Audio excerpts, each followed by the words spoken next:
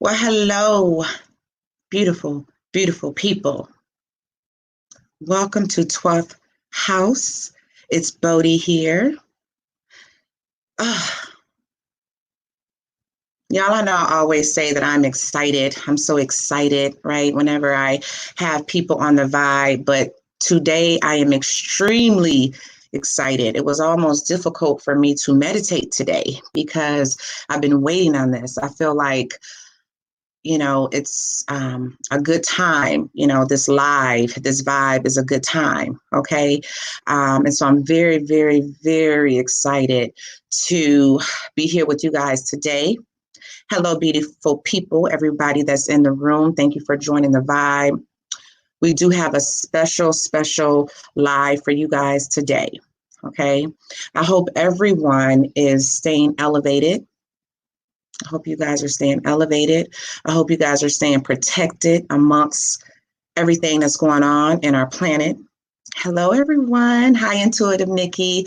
Hello, the Goddess Life 360. Thank you for being a mob here today.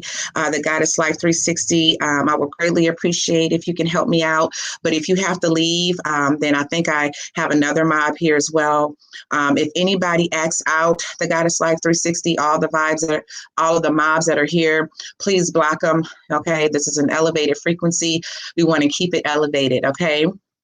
So thank you, everybody, for joining. Like I said, I really appreciate it. I'm so excited.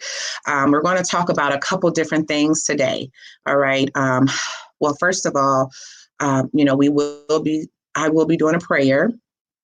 We're going to, set the vibe with the singing bowl. All right. I do feel like it is a time of prayer. I do feel like it is a time of healing. And so we will be setting the vibe with just that.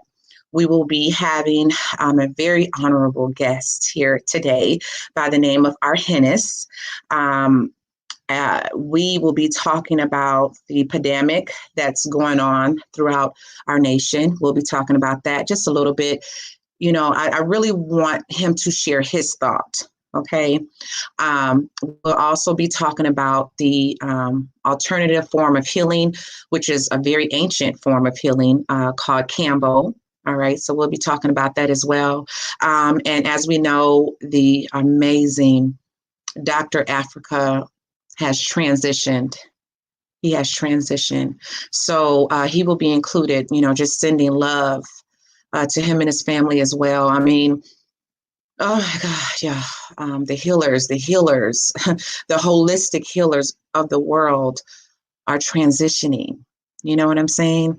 And so what a beautiful time to just be talking about this. You know what I'm saying? I mean, so I'm going to try not to get emotional. I'm going to try not to get emotional, but I'm bringing on Arjenis. I met Arjenis. Well, actually, I heard of Arjenis before I met him. Okay. I heard that he was down in the tropics, ruffling feathers and stirring a pot, and I remember saying to myself, man, I can't wait to meet him, because anybody that ruffles feathers, anybody that stirs the pot are truth speakers. You know what I'm saying? And so I thought, man, I can't wait to meet this brother. And he is a true speaker. It's not too many of us in the world, okay? But he speaks with love. He speaks with elevation. And so, he will be coming on and vibing with us today. I don't want to get too much off into the alternative ancient healing that he is humbly embracing himself in. I will let him explain that, all right, towards the middle of the vibe, okay? So I'm going to go ahead and bring him on. Hello to everyone in the building. Justin, hello. Yes, the Goddess Life. Dr. Africa is gone. He is gone. Oh my God, he's gone. I just found out about it maybe an hour and a half ago or something like that. And I just couldn't, I'm like, wow, today we're talking about healing. right? Today we're talking about healing. And if you guys don't know who Dr. Africa was, he was a holistic healer. He just believed in healing the body, with using different herbs and, our diets and things like that. Something very similar to Dr. CB, if you guys are familiar with him. But he was pretty much the last of that goodness, of that purpose, of that calling. So, yeah, we're definitely, bring in some prayers for him and his family as well. But let's go ahead, and I would like to introduce to you my soul brethren. Okay, my soul brethren, Arjenis, truth seeker, truth speaker, Campbell healer. My soul brethren, let me go ahead and introduce them into the vibe. Arjenis!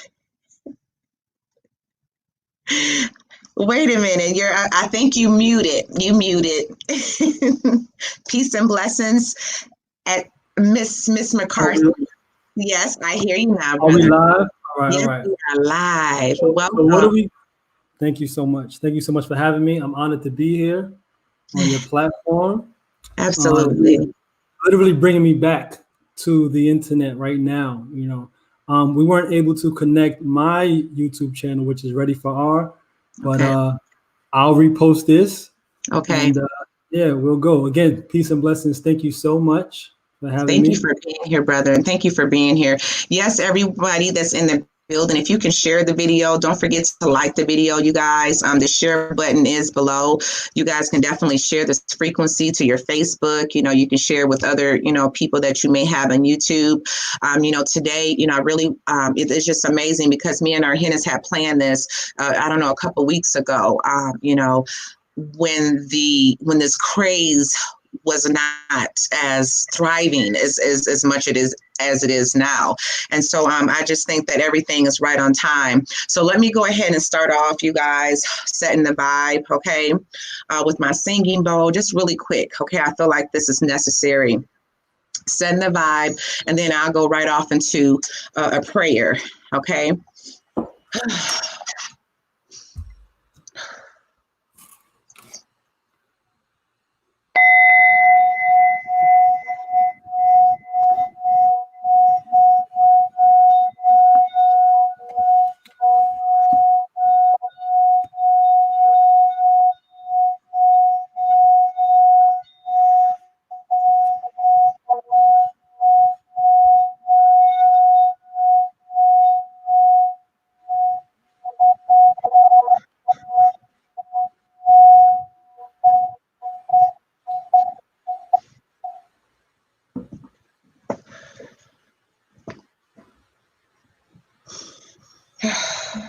Almighty Creator, we come to you humbly, expressing our gratitude for the air that we breathe.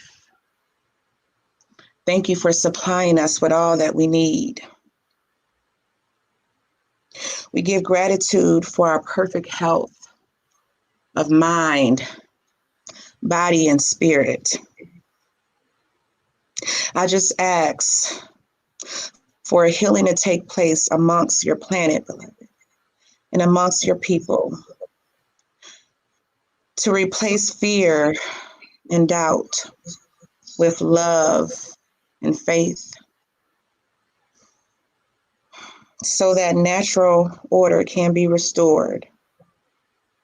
Almighty Creator, we send our love to all of those who are being affected by this virus. We send our love to all of those who may be sick in mind, body, and spirit. I ask that you place your healing hands upon them. We trust and believe that you are and will always be in control. Almighty Creator, we send out our love and our prayers to Dr. Africa and his family. We ask that you keep them elevated in knowing that his journey here is completed. He will never be forgotten. And may his name, his legacy carry on. May his healing energy continue to heal the people. And so it is, a shame. All right. Thank you guys. Thank you guys for that, being here with that prayer. I appreciate that. So we're talking about healing, Arjenis. We're talking about healing. Before we get off into the Campbell healing that you do, what are your thoughts on What are your thoughts on this craze that has swept the nation? What are your thoughts? All right, before I start, I definitely want to add on to what you said about Dr. Lila Africa. He's been a huge inspiration for me. I like his approach. I always liked his approach to how he disseminated his information. He was really brash. He was super direct. And my persona, I might not be as brash as he, but I really just liked his no holds barred approach to healing. He held no punches, and he was a huge stepping stone to what we're doing. So, like you said earlier, the healers are transitioning now. Dr. Sebi, Lila Africa, and it's time, very much so, more so now than ever. It's time for everybody to step up. Anybody with information, anybody with a healing modality, anybody that wants to get into the healing circles, whatever it is that we do, whether it be combo that we're going to do, or if it's psychedelics, or if it's teas, if it's just being hydrated. At one point in my life, I was fruitarian, vegetarians, whatever it is. If it's if you're bruja or bruja, whatever it is, you know, even if you're in an allopathic, like, it's time for everybody to come together and really, really put our hearts first. Yeah. So, respect and love for Africa, and he won't be forgotten. He will not be forgotten. He definitely had an impact on my life as well. And like you said, his approach was a little bit different than Dr. Sebi's. You know what I'm saying? He was more so, just in your face, like, this is the truth. You know what I'm saying? And so I just honor them. Those are the great ancestors. And I just trust and believe that the knowledge that they've left behind, they left us a blueprint. And I just hope that we can pass that, we can follow the blueprint, because as we work on healing ourselves, we're healing everyone around us. You understand what I'm saying? And so I hope that we can follow the blueprint and then pass that on to our children. You know what I'm saying? Actually, when I met you, Arjenis, I believe you were, was it a brother? No, I think you were a fruitarian when I met you. Right. So we're going to go into that. I want to give one special shout out to Patsy Bowman. I'm live on Facebook as well. So okay. I'll post this on YouTube, but then I also may utilize the Facebook footage as well. And Patsy Bowman, she was a wife of Dr. Sebi, so she's supporting behind the scenes as well. And we love you, Patsy. We love your family. Thank you for everything we've done. Yes, absolutely. Shayla on her YouTube page, which is 12th House, and in respect to Sebi, Shayla and I, we did meet in Honduras. Sure did. To talk about the current state of things, I was saying to everybody that I spoke to, like, listen, I've been mentally and emotionally and psychologically prepared for moments like this, for years and years, whether it was watching The Matrix as a child. I knew that what I was watching wasn't just theatrics. There was some truth to that. So I was open. Even before that, I'm just prone to real, I guess, dystopian realities, apocalyptic realities. Like when I watch a movie, those are the things that I watch. And you asked me what was my dietary lifestyle. I was raw fruitarian with a slight twist, right? I'll pay respects to the brother that put me onto it. His name was George Best, or his name is George Best. I haven't spoken to him in a long time, but he enlightened me to the lifestyle. He called it the nutrient retention rate. Okay. And the purpose of the lifestyle was to utilize raw fruits, remove the skin and the seeds, and consume it that way. So most fruitarians, they eat about 70% fruit, and they eat nuts and vegetables in 30%, right? Well, we would start off a fruitarian lifestyle and then upgrade it. Okay. Perspectives, right? We'll upgrade it and we'll leave the nuts, we'll leave the vegetables as our bodies will become more sensitive to what we ate as well as the environment. So he and I, we actually separated our union, our partnership. And I continued the lifestyle by my own version because I could no longer lean on him as my spiritual advisor. So with that, it was actually like a blessing in disguise because I didn't have anyone to lean on in regards to say, hey, what do you think? Hey, what do you think? Because at that point, he, myself, and the doctor he was partnering with were the only three people that were doing it seriously, and he was the leader of it. But like I said, once we departed, I had to do it myself. And I knew, even though we had some transgressions, what I was doing was real because it really opened my spirituality. It raised my vibration. Only eating fruits, it allowed me to really feel a frequency in ways I haven't ever in my life. So I'll mention, I am a Capricorn Sun, Taurus Moon, and Virgo rising. Full of earth. Right. We are on 12th house YouTube, right? So we got to add some astrological conversation to it, right? That's right. So, personally, this is my theory. I suspect that earth signs, especially as much as earth that I am in those major spots, is like we don't necessarily sense the frequency like per se. Let's say an air sign or a fire sign, even a water sign. Mm-hmm. So prior to me being a raw fruitarian, or what I eventually dubbed hydro-fruitarian, focused on hydration first, then the fruits. I found that being really earthy, I was prone to more super duper logical information, really giving credence to science, really giving credence to what the scientists said.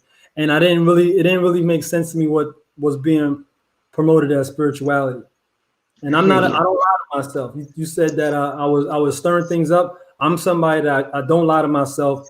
I don't lie to people unless I have to survive or something like that. But you know what I mean? So I'm not right. I'm not someone that does that. I'm very, very straightforward and I'm honest. So I had to be honest with myself first. And I didn't see what religious spirituality, I didn't see that it made sense. So I was an atheist for a huge part of my life. And then I have found brothers like Kaba Kamini who spoke about spirituality from indigenous perspectives. And then it really started to make sense to me, just the approach of giving credence to nature and things like that. And it started to make sense. But then it made most sense when I really raised my vibration by only eating raw fruits. And I did that for about almost 4 years. I know it. Yeah, man. Right. So I would teach people about what I was doing. And on my personal experience, what happened was I started to become very sensitive to the environment. Like, so on subtle things like sneezing became non-existent in my life. I wouldn't scratch for no reason. Numbers start to mean things to me. Like numbers really confirm the direction that I was going in. Like numerology. Right. It just started to come to me. I would get these downloads.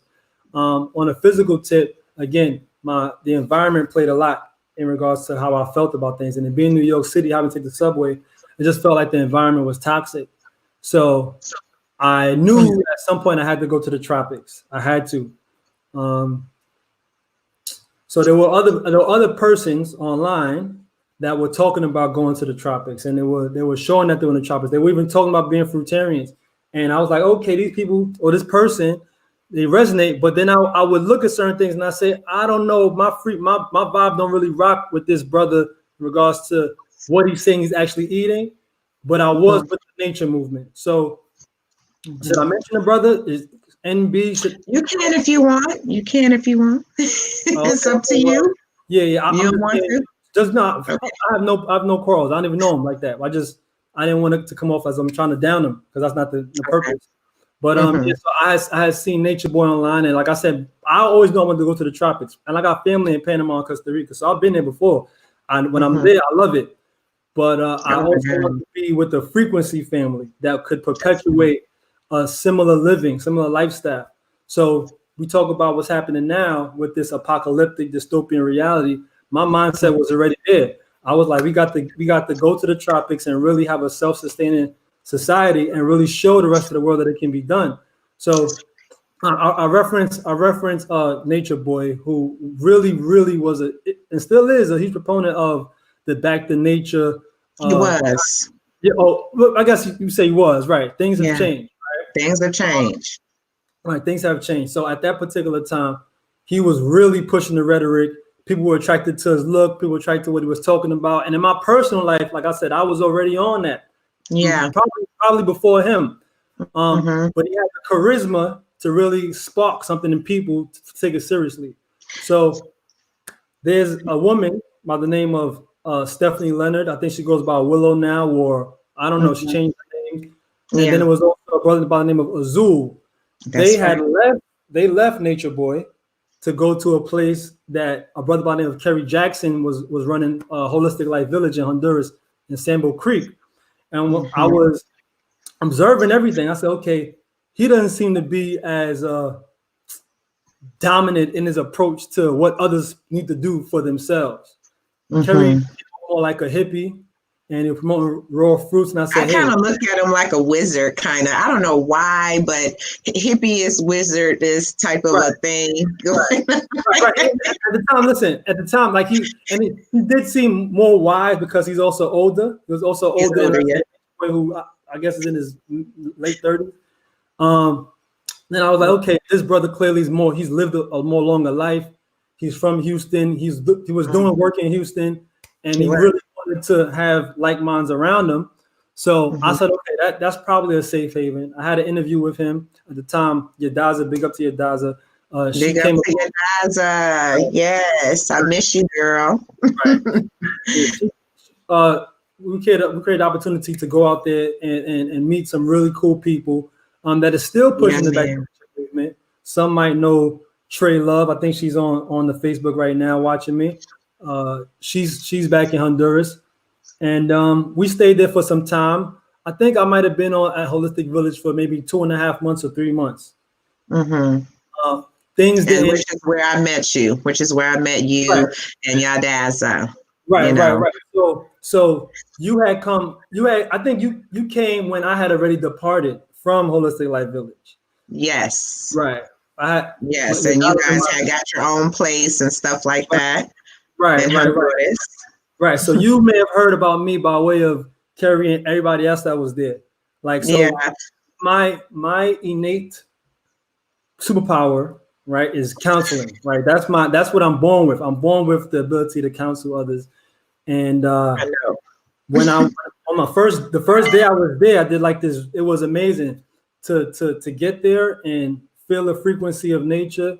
The first day I was there, I did like a round robin type of counseling thing that some people didn't really like. They were like, "You remind me of Nature Boy. You're really in our face."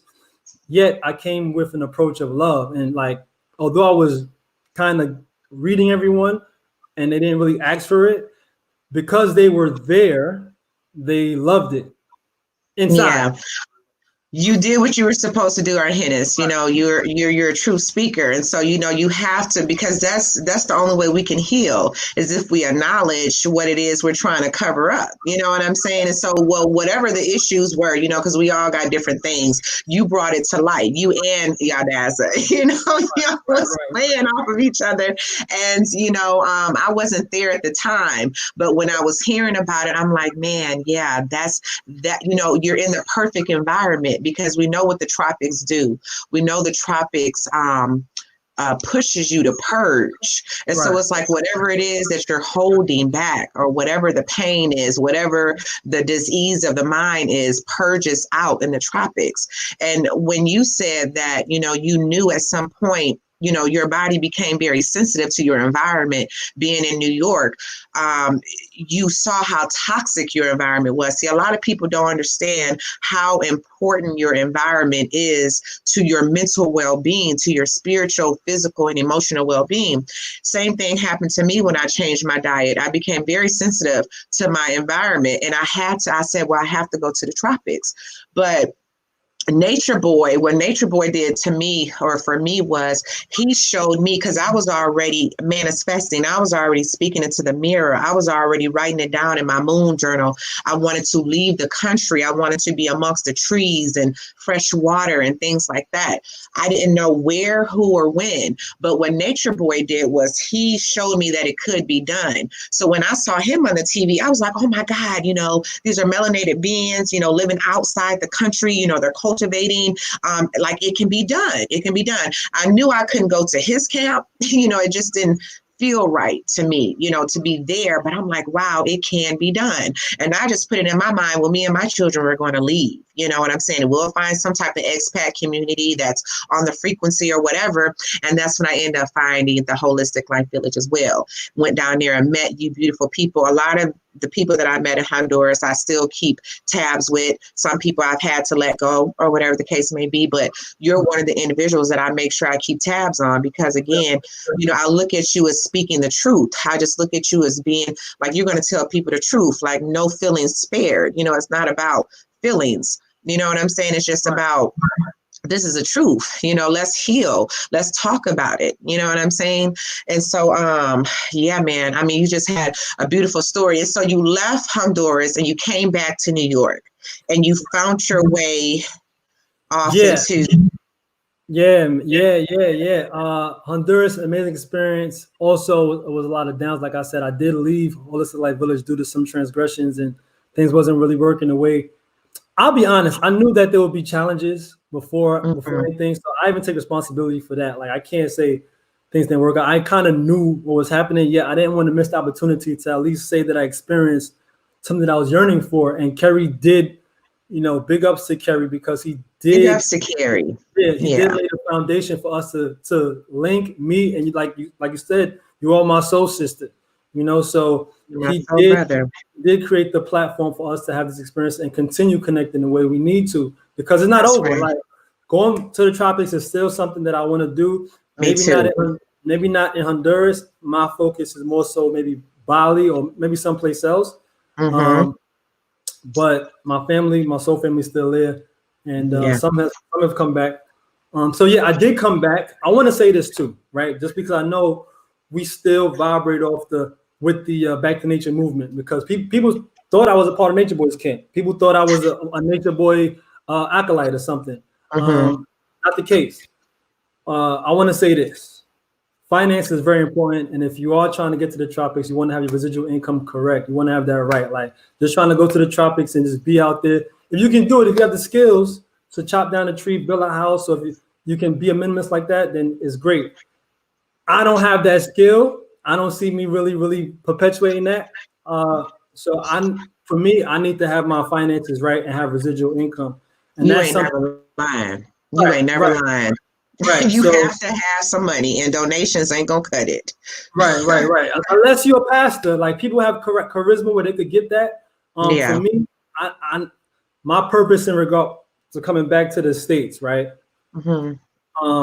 And donate. I want to say this too. Like I said, you bring me back. I didn't do this on my own platform. I didn't do this on Facebook. I didn't do it anywhere. So I'm kind of letting people know the truth of what happened from my time from Honduras to now. If you got the time, because it's your platform as well. We got it. Come on. Yeah, and I appreciate you. You allow me to have like a testimony.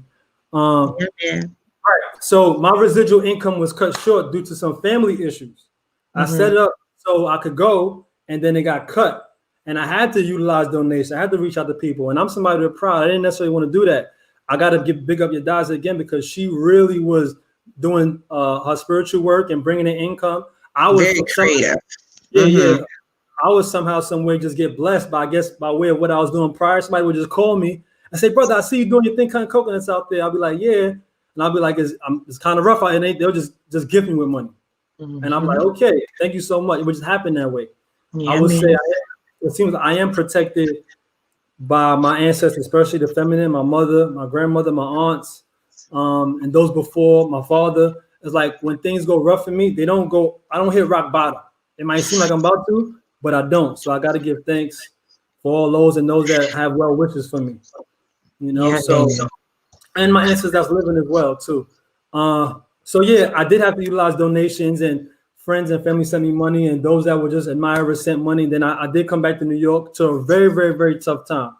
I was at odds with my family, and I had to really, really just like what I did was I just kind of laid low, and I really just said, okay, what is it? What do I want for myself? I know I'm a healer. I know I'm in the realm of healing, assisting in healing. I do believe that everyone's purpose is to heal themselves, right? I'm not in this to be necessarily revered. I do want my respect, but I don't need people to worship me or anything like that. So I came back and I said, okay, I got to get a job. I got to pay for what I need to pay for. But I knew that I needed to do something that could assist others in a practical way. Before that, I had to really work on myself. Mm-hmm. I was no longer the fruitarian. I no longer had that identity anymore. People they would see fruits and they would think of me, right? And I lost my fruitarian. I had to stop being a fruitarian in Honduras because the resources, one, I didn't have the resource to get what I wanted and travel as much. And two, I discovered what's called rainy season. That's right. Oh, that was tough. Rainy season is tough, baby. That's what brought us back to the States. It was tough. It's tough. Yeah, listen, y'all can laugh. I did not know what rainy season meant. I went out there with summer clothes, and when I really was out there, the second month of my time being out there it was cold as ever. And I'm like, I thought I left New York to get away from the cold. What's going on? You know, it was crazy for me. So again, those that want to get to the tropics, learn what months are rainy season and have the proper clothing. And be prepared. Be prepared for that because it's something that you've never experienced in your life. Rainy season is something. So yeah, it's definitely something. I'm telling you, like we had the tent life and all that, and I was waking up at night, jumping out, having to secure the tent because the winds and the hurricanes. It was real crazy. But moving forward, in New York, there was some more tough times, and to be blunt, I lost the place that I was living in, that I thought was my home. You know, so I was on a journey of being homeless. I was staying with friends and family. And I was super insecure about what's going on, but I stayed focused on healing myself, right? Politically, I know that people deserve forgiving, but when you're going through the battle with them, and then there will be more battling the next day, it's really hard to forgive. It's really, really hard to forgive. With that being said, a friend of mine, Erica, she invited me to what was an ayahuasca ceremony, right? So, right, I don't know. So ayahuasca, for those that don't know, it is a spiritual medicine that is used in indigenous communities and now the psychedelic communities. It is used, it is a drink, and when you take it, you purge. You purge spiritually. A lot of vomiting happens. It lasts for about 8 hours. It does have what's called DMT. And DMT is known as the spirit molecule. It's associated with the third eye. So she invited me to this ceremony, and I was seeking ayahuasca even before going to Honduras. Even before then, I was really into the idea of learning about these healing modalities. So once I came back, I guess it was Spirit said it's time for me to get into this. Do it. Right. So with that, I felt amazing. Like it was a lot of visuals, but spiritually, I was really, really happy, even though I was still going through what I was going through in regards to not having a place to necessarily call my home physically. So yeah, I discovered ayahuasca. And then after that, I was introduced to something else that's called Bufo. Have you heard of Bufo or Sapo? No. Okay. Tell me about it. All right. So yeah, I was introduced by that community. I was introduced to Bufo, and I'll say this: Mike Tyson is a huge proponent of this. He calls it the toad, right? Oh, he calls it, you can go all over YouTube, and he even took it to ESPN and spoke about this. Really? Right. So I had done it. It's not a drink. It is known as the father or grandfather of DMT. Okay. As ayahuasca is known as the mother and or grandmother of DMT. Like they call it Mother Aya or Grandmother Aya. Okay. Bufo is known as the father. It lasts about 15 minutes. Okay. It is smoked through a glass pipe, and it lasts about 15 minutes but it lasts about a month. The euphoria of Oh my goodness. it continues for about a month. But you're not having like intense psychedelic experiences. You're just on a super duper high. It's really good for depression. It's like known as the God molecule. If you want to tune into oneness, what I call oneness, or what people call universe, or if you subscribe to God or goddesses or Allah, or whatever you call it, the divine, that intense high spirit, Bufo is the one way to tune into that. Go ahead. What is okay? Because when I was in Honduras, I tried the mushrooms. Okay, so did you try mushrooms when you were there? Yeah. So my first experience with mushrooms is actually in Honduras, where you go and pick them, and they're in a more wet state. If people have experience with psilocybin or we call them mushrooms right now, they're dehydrated, right? So my first experience with the mushrooms was in Honduras. We did pick them ourselves. Really cool to do that. At the same time, I was raw. I was raw then.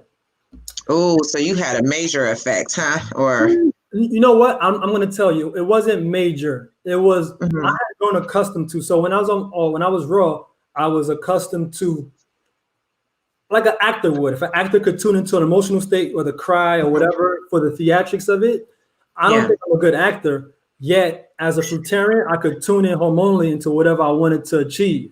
So if I wanted to cry, I could do that. If I wanted to be angry, I could do that. But it didn't move me. I could be angry in a moment and then be back to my happy state, because I was my default state was a higher frequency. So when I had the mushrooms, what it did was it shifted me. I didn't have grasp of my emotional state. So it was like, if I felt sad, I was like, I didn't have a hold on it. So I was insecure. I was like, I don't want to do this. I'm not with this. And I didn't have any visuals. And I said, it's not for me. Okay. So, but when my experience with it in America, right, I kind of skipped that. But what happened was I had some mushrooms, right? And rule of thumb is this: if you're gonna take any psychedelics, ayahuasca, bufo, even maybe mushrooms, right? Depending on the dosage, you want to give yourself about a month separation, because unless you're doing it recreational, ayahuasca you can't do it necessarily recreational. Bufo is impossible to do it recreational, or I would say it's not really done recreational. Mushrooms on a dose, it can be done as a spiritual ceremony or activity, or it can be done just for recreational, like you just want to experience it.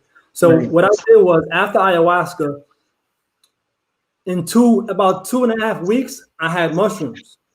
What the mushrooms did to me, it actually flipped. It kind of gave me an emotional 180. I was on the ayahuasca high, euphoria, and because I was dealing with not having a place to necessarily call my home and all of that, those insecurities were kind of lying dormant for that month, and the mushrooms kind of brought it to the surface. I was like, oh man. And really, because I was just really insecure at that moment. Like, you don't want to do these things when you're not feeling the best. That's right. I had it on me, and I said, I'm just going to take them now. And it shifted me. So, and I had a very little bit of visuals. So that was 2 mushroom experiences that wasn't really for me. And I said, you know what? I might give it another try, and I might not. I don't know. We'll see. I did give it another try. I'll go into that. So after that, I was introduced to Bufo, and I went to a Bufo ceremony with a couple of people. And when we do Bufo, go ahead. We'll talk about that question in a minute. Cool, perfect. So when we do Bufo, the reaction can be anything. It can be quiet. It can be very loud. It can come off as violent. It can be tears. It's like an instant purging that happens. My first ceremony, the message that I received was, all is perfect. Your future is going to be amazing. Like, stop worrying. Don't worry about anything. So I was like, yes, this is exactly what I needed. Like, that's all I needed. I had another ceremony where in Bufo again, where the message was to forgive some family members that I was battling in court. So, and also there was more forgiveness as well, just forgiveness and gratitude. And I was crying a little bit. And it was like, listen, don't fight that cousin because it doesn't make sense. You know, this particular person actually gave me a place to stay, but then kind of put me out and I lost property because of it. And I was trying to sue him. And I was like, you know what? I'm going to let it go. I love the brother. It don't make sense to be battling and it doesn't make sense. Right. So, and I ended that claim with him. And then I had another Bufo ceremony. And in this one, I thought I would just kind of collapse because that's what happened. I kind of just fell out, kind of blacked out. When doing these, when doing these ceremonies and these medicinals, I'm telling this because I do these things now as well, right? So I'm kind of giving people pre-instructions. You want to have the mindset of surrendering. You don't want to go into these ceremonies and fight. Like anyone that does this, it's time to surrender. And clearly the climate is saying it's time to surrender to ourselves. So this is a healing, you know, these different, you know, they're natural herbs and things that's, you know, of the earth that he's talking about that we take or we ingest. And it's not recreational. I mean, like he said, some people may use it, you know, for recreational purposes, but we're talking about on a spiritual healing type of level. Okay. When we're talking about the mushrooms, you know, Mother Aya and this form that he's talking about now, this is all for spiritual healing and spiritual cleansing. And so he's, you know, before he took what's the name of it? There was ayahuasca, there was psilocybin, or what's known as mushrooms. Mushrooms, yeah. And then now we're on Bufo. Right. So before he took the Bufo, you know, he was just having issues with his family members and all these things. And so after he, you know, had this experience with Bufo, it was guiding him. It was like your ancestors or your spirit guides were able to talk to you and guide you out of what you were going through, right? Right. Exactly. Okay. And that third ceremony was the most intense. Like, so I said, when we do these things, there can be a multitude of responses. My first two were very quiet. The third one was like another layer of a breakthrough. And I will perceive to be this intense yelling. I was like, ah, and it was like all black. Like I didn't see anything. The first two, I saw this intense white and I saw geometry. And it was a flood of emotions. The third time it was just intense black, and I heard myself go, ah! And then I remember kind of flipping over onto my stomach and then waking up and then pushing out what was holding me back from me being myself. I'm just coughing into this bag, like, just getting it all out because we hold trauma inside the body, right? When we talk about cancers or whatever ailments, they're just not physical. It's just not what we're eating or the environment is also we're trauma, childhood trauma from yesterday, you know, so we really want to get into a space where we're constantly pushing ourselves to heal, whichever way that is.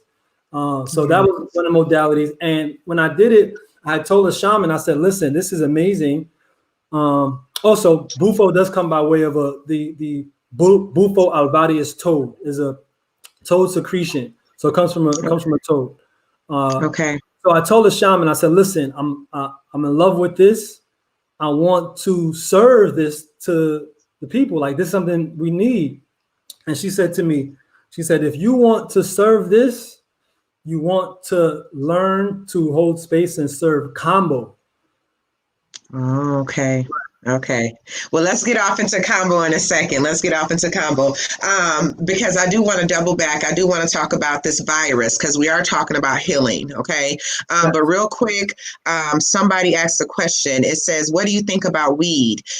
After even one smoke, I can channel any power almost. And I feel so ancient, but I keep fighting with all I feel. I have some very bad conditions with nervous systems. So what do you feel about weed? Marijuana is amazing. It's amazing. Yet, right? So I would say this too, right? So like our ancestors, our ancient selves, whether it be in Mesoamerica or Asia or St. Louis, where we find pyramids, we find persons and people that have inscribed ways to live, and they utilize marijuana. I would say that the issue with marijuana, and much respect to Lila Africa, because I was watching some videos from him right before this, just to pay respect and just to get a feel of him. He addressed marijuana. Said one of the issues when it comes to marijuana is burning it, right? So we changed it chemically. I would say it's still beneficial if we smoke it, but the problem is the backwoods and the papers. That's the issue. People get addicted to the chemicals that are in there. Yeah. And they utilize that as a way to not address what's bothering them or what's holding them back from themselves being themselves. Yeah. So one and of the then ways, I remember. Okay, go ahead. I'm sorry. Go ahead. So what happens is when it comes to marijuana, I'm a huge proponent of vaporizing it. So, and I want to say this because I know there's controversy when we say vape because of the vape juices and it being banned in certain places now or semi-banned. When I'm saying vaporize, I'm strictly speaking of the activity of getting the mineral nutrients from the marijuana without using fire. So I have a vaporizer that I put dry herb into, and I could add oils if I want to, but it's a dry herb vaporizer, and I inhale it that way. This way, I'm avoiding the actual fire and the chemicals of it, and I'm also avoiding the backwoods or the Phillies or the paper. And that way, we don't get addicted to it. Like I don't have any addiction to marijuana. I can utilize it when I choose to, when I don't want to. I have no addiction to marijuana. I specifically use it for mineral absorption and also to relax the muscles when I want to work out. And also when it's time to tune in and meditate. Meditation.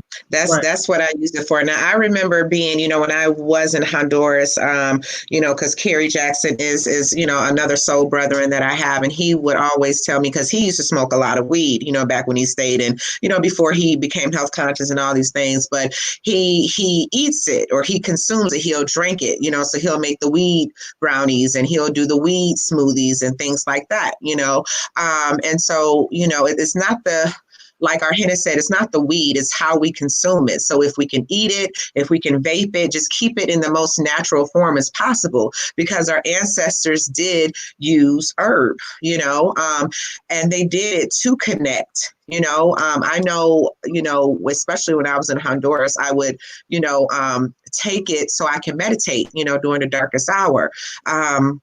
Whenever I would meditate with marijuana, it is just like an instant alignment with spirit. You know what I'm saying? Just instant, just like that. So I've always been an advocate of, I guess, THC. Is that what it is, Arjenis? That's the main component? Well, no, it's not the main component. Like you can get benefits if you were to vaporize hemp, right? So THC is just the concentration of what actually makes us feel high. Okay, I got you. Okay. All right, got you. Yeah. So nothing wrong with smoking a little herb. I think it's your intention behind it and how you use it. You know what I'm saying? So if we can go ahead, Arjenis, I'm here. No, I was just saying that a lot of times, I just reiterating, people can use anything as a form of not taking responsibility. And that becomes what's called like addiction. Sometimes people get addicted to, because I know this because when I was raw, right, I realized I wasn't better than anybody else. My physical body was in more, I could absorb a higher frequency, or maybe I was a little more pure, yet I would still, if there was something that I was denying from myself, I would binge eating coconut. I would sit and binge watermelon. I didn't have much of yeast, meats, or starch. I didn't have those things in my stomach. The truth could come faster to me, and I would receive like, oh, why am I sitting here and not being productive? Oh, okay, I don't want to pay my bills. Oh, I don't want to, or I don't want to have this conversation that's gonna, cause strife. Well, I don't want to, So I was like, okay, I would just get up and then address what I got to address.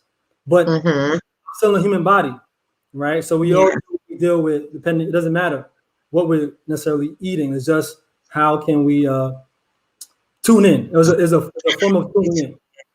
That's right. That's right. And, to get back, just to get back, we're going to hit on it, quickly or whatever, however which way the vibe take us. Yes, about that whole situation. Give me your thoughts on this, please. COVID, what is it? COVID-19 V? COVID-19? COVID-19 V with the I was calling it carnivorous because I didn't want to absorb the programming. Me neither.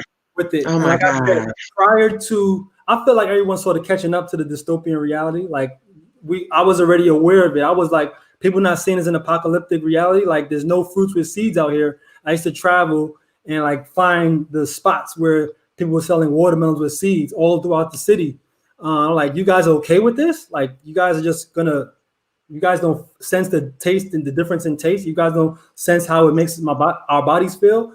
So I was already with that reality. So with this coronavirus pandemic, I feel like everyone's sort of catching up to the realities of it. I have Aaliyah here. We talk about. Do you want to step into it right now? Okay. All right. So my assistant in our spiritual work, Aaliyah, is here, but she doesn't want to come on camera right now. Later, we can feel her energy. I can feel her energy. Right. And you saw earlier too, and also my life partner as well. So we've joined in this journey of knowledge of ourselves, knowledge of each other. We are quarantine partners in this pandemic right now, So I love it. I hope everybody out there, if you don't have a quarantine partner, use this time to meditate. As I spoke to my sister earlier, meditate, read. This is a good time. Yeah, man. It's a good time. It's a good time. We shouldn't really look at it as fear. I want to say this. I like to give people the credit, right? So last night, Aaliyah and I were going over some statistics of what actually kills people, right? Like what actually kills people. Number one thing that kills people was fear. Fear. Right. You better speak. So right now, on the mainstream news, even on the subconscious news or the subdivision news or the independent news, this is the theme of the conversation every day, every moment, and there's different perspectives. I have my perspective, but I do rely on those that are in the thick of it, and I gain my information from those that have valid information. So I may have my opinion on it, but I'll talk my opinion as well as what I'm aware of. Okay.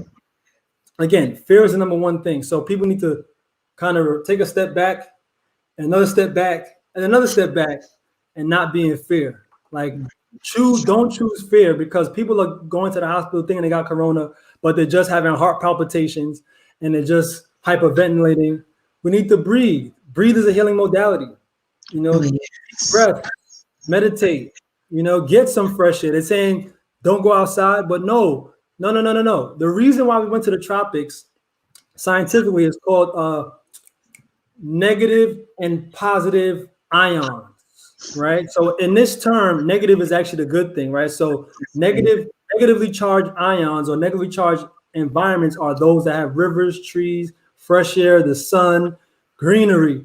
Positively charged ions are those that are cities, right? So personally, in my own perspective, I look at the world, the universe, as a macrocosm of our internal environment. So I look at, in some cases, I look at New York as like a tumor in a sense. Right? I look at where I'm at as a tumor, as a cancer.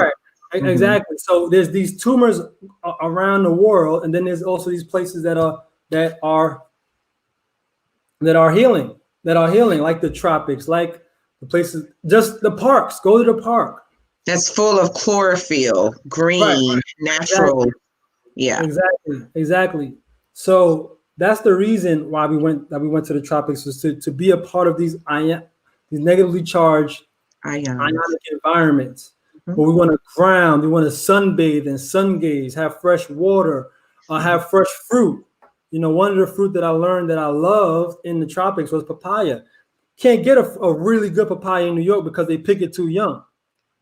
So again, going back to corona, fear. We don't want to be in fear because it induces stress, and stress that is unhealthy, stress that we don't transmute to become productive, is stored in our bodies, and it creates these pockets of parasites and tumors and things like that. So we ultimately allowing for the macro parasite to tune into the microcosmic parasite and then kill us. And we don't want that.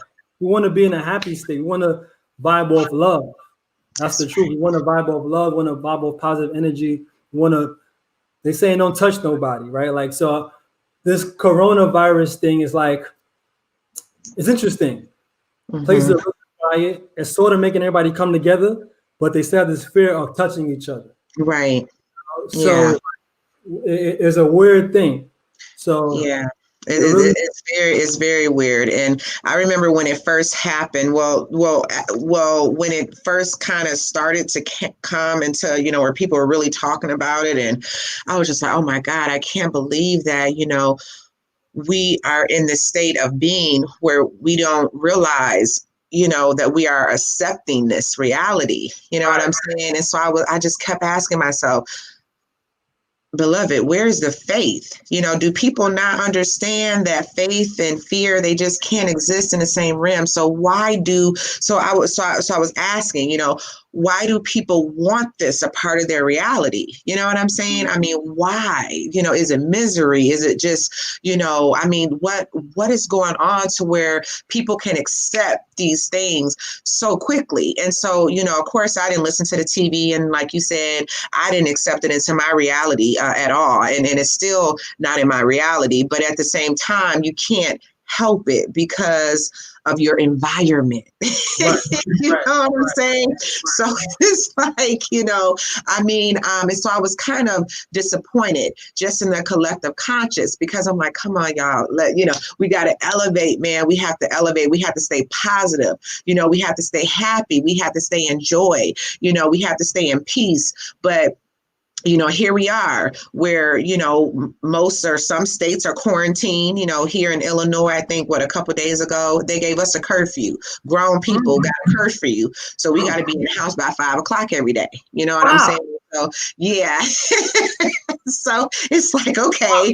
And people are like, yay. I'm like, to me, there will never be the end of the world. But if there isn't, people will definitely conjure it in. You know what I'm saying? It's like people want it, or they want something. I don't get it.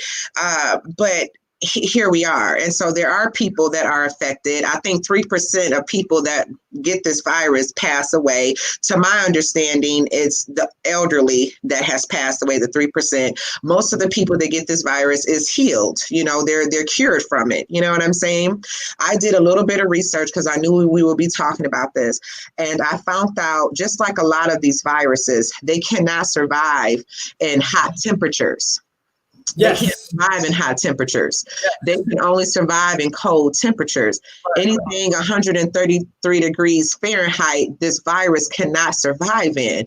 So Arjenis, a couple of days ago, I've been telling the people to speak into your water, and I've been telling them to speak into warm water instead of cold water. This came through meditation. Like I knew, with Dr. Mimoto and his scientific reasons and all that behind the power of water, but it never really dawned on me, why am I telling people, or why do I speak into my water when it's warm? It just came in meditation. But, one of the things that they were saying is make sure, especially if you're in a high populated environment where this is really running rampant, drink warm water, drink hot fluids, tea, coffee, eat soup. You know what I'm saying? Because it cannot survive in hot temperatures. It thrives in the cold. I saw there was a gentleman by the name of Raz. I forgot his name. It was a Rasta brother. He actually put a video out where hold on, pardon me. Okay. You could plug it in like that.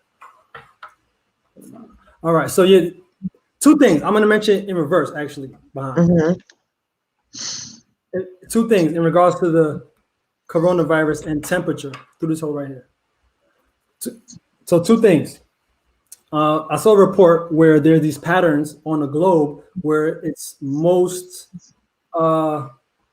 rampant. So Iran and Italy suffering a whole lot. Mm-hmm.